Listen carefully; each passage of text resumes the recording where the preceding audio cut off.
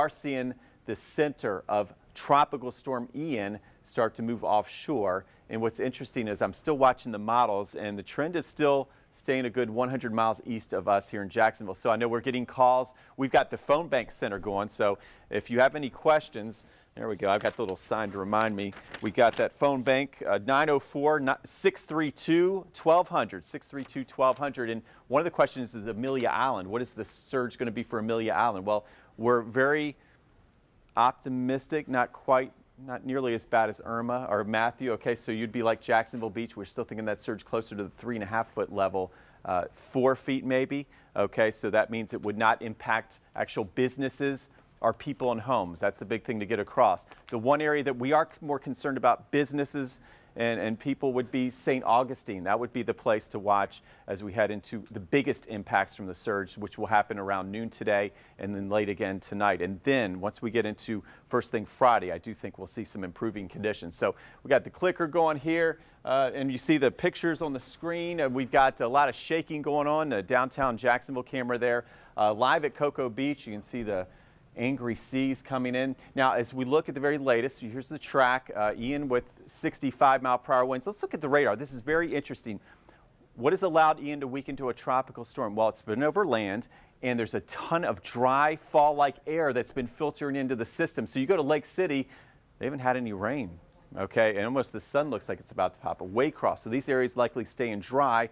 And then you drive along I-10 and things go downhill as you get into Duval. But keep in mind, even areas in Lake City and Waycross, you're going to see some very gusty winds and tough driving conditions. So again, not a day to be out, right? And then you get into the rain. But notice most of your heavier, widespread rain that can cause flooding problems, yeah, it's isolated, right? A little area as you head towards St. Augustine, back to Palm Coast. So we're especially concerned about this area. So when you see Lou Turner out live covering these storms, you know where we send them, right? We send them to the worst spot to make sure you stay safe. So just to reiterate, not a time to be out. So again, we're watching St. Augustine carefully for the biggest impacts. And at this point, again, even for St. Augustine, we're hopeful the surge will not be nearly as bad as what we've seen with Irma or Matthew. Okay, so that's some good news. In fact, we're looking at the Bridge of Lines. We'll add that little tower cam to the scope here, and you can see we've had squally rain showers. Now there's one area that has had rain in a big way, and it would be St. Augustine near the Bridge of Lines. 5 to 7 inches of rain in this area, whereas most of the rest of the area an inch or less. That's a huge difference. In fact, let's go up the coast toward Jacks Beach in Duval County. Yeah, First Street, Penman Road, we're watching you. But again, you've had more of the occasional heavy bands of rain. You haven't gotten to one of those big feeder bands we see so often with these systems because the track continues to move off to the south and east, all right, of us. The track is in our favor. We're on the so-called left side of the storm, all right, left quadrant, which is not as severe as the right quadrant. Now we go to Jacksonville Beach. Oh, good to see the pier, and it's intact. All right, we've had storms that have ripped this pier up. I'm not seeing that. Okay, yeah, so we're doing good, but we're still seeing some vicious winds along the coastline with those wind gusts of 65 and in some cases close to 70 miles per hour. And that will be a big issue even as we head through the rest of today into this evening before we'll start to see things improve.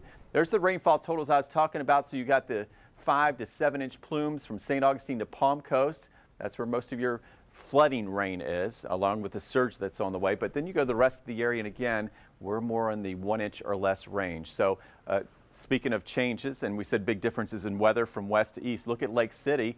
Almost looks like the sun's going to pop out. So if you're in Columbia County, the big thing we're concerned about is those gusty winds. All right, I don't think you're going to see any flooding or rain like that to worry about like we're seeing for areas of St. Augustine. Our friends in Glenn and Camden County, one of my favorite places. We appreciate you watching, and I've lowered the rainfall to 1 to 3 inches, okay? Based on the track, water level rise of 4 feet, which is good news. And then we've got those wind gusts continuing to 65 miles per hour. So again, we'll continue to check around the area, and for now, we're optimistic, staying safe, and we appreciate you.